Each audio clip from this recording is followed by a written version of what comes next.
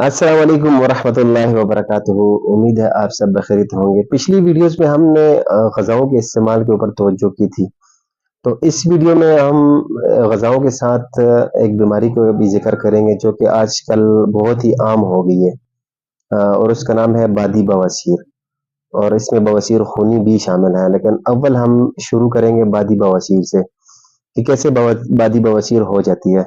देखें, जब भी हमारे आंतें साफ नहीं होती, हम अच्छी ग़िज़ा नहीं लेते, हम चटपटी तली हुई चीज़ें और बादी चीज़ें जैसे अव्वल चीज़ें जो हम पाकिस्तान में हमारे घरों में बहुत ज़्यादा इस्तेमाल होती हैं वो है आलू, चावल हो गया, मटर हो गए, गोभी हो गया, बैंगन हो गया, अच्छा शलजम हो गए। और इसके अलावा जो है चावल बहुत ज़्यादा इस्तेमाल करते हैं, बिरयानी बहुत ज़्यादा इस्तेमाल होती है, शिमला मिर्च हो गई, करेले हो गए, पालक, आलू पालक बहुत इस्तेमाल करते हैं हम। तो ये चीज़ें जो हैं ये अपने अंदर आयरन रखती हैं और तेज़ाबी बादी चीज़ों में शुमार की जाती हैं। तो अगर हम इन बादी चीज़ों को ही सिर्फ रोक लें, पकोड़े समोसे भी इसमें डाल लें। अक्सर लोग कहते हैं जी पकोड़े समोसे हम खाते हैं, पकोड़े समोसे भी आप इस इन खुराकों में सब में डाल लें। तो हम इन चीज़ों से जब बचेंगे तो हमें कुदरती तौर पे जो है बवासीर हमारे जिस्म से आउट होनी शुरू हो जाएगी। हमारा मैदा दुरुस्त रहने लग जाएगा और हम कब्ज़ की मिसाल के शिकार भी नज़र नहीं आएँगे। और खुराकी तौर पे ये तो हमने रोक लिया, अब हम खाएँ क्या? हर मरीज़ यही पूछता है कि मैं अब क्या खाऊँ? हकीम साहब यही तो खाने की चीज़ें हैं। तो अब खाने की चीज़ें मैं आपको और भी बता सकता हूँ, बहुत सारी खाने की चीज़ें अभी भी बाकी हैं। तो आप खाने में क्या इस्तेमाल करें फिर बादी बवासीर वालों के लिए ये एडवाइस है। वो इस्तेमाल करें काले चने शोरबे वाले, शोरबेदार काले चने हम पका लें और उसको इस्तेमाल करें।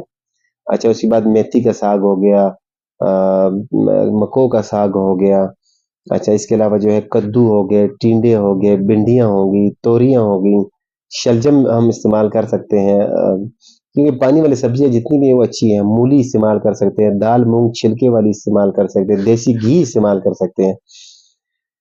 तो ये चीज़ें, सौंफ का पानी इस्तेमाल कर सकते हैं, अर के मको इस्तेमाल कर सकते हैं।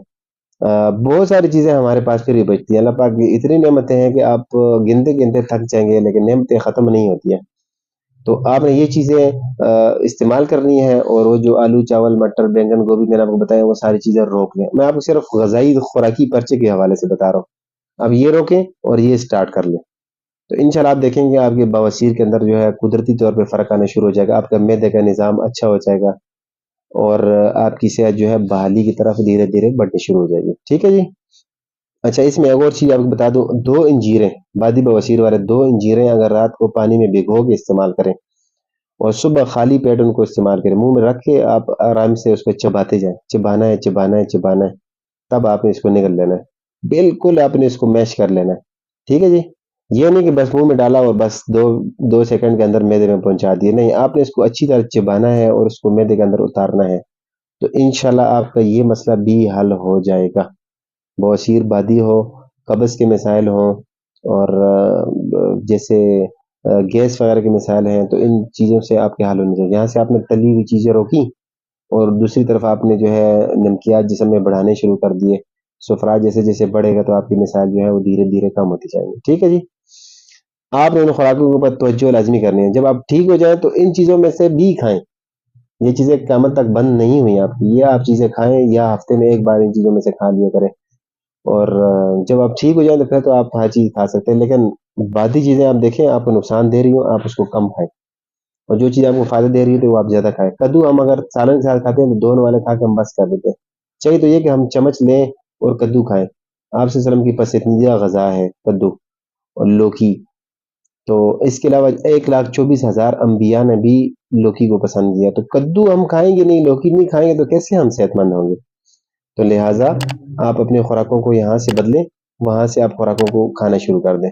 यकीन करें आप इंशाल्लाह सेहतमंद हो जाएँगे, आपको किसी हकीम डॉक्टर की ज़रूरत नहीं पड़ेगी। इंशाल्लाह मिलते हैं अगली